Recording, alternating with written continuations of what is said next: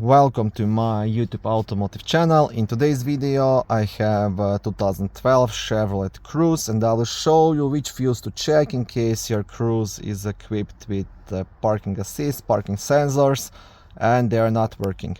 This video will apply to first generation of Chevy Cruzes made from 2008 all the way up to 2016. Now the fuse you want to check will be in the main fuse box, which is under the front hood, just next to the battery, under this cover.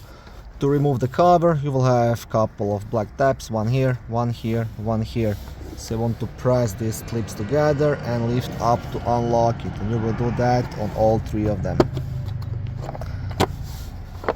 Once you have the cover off, on the back side of the cover there is a small fuse diagram. And right here, this is the fuse puller you can use to check any of the fuses.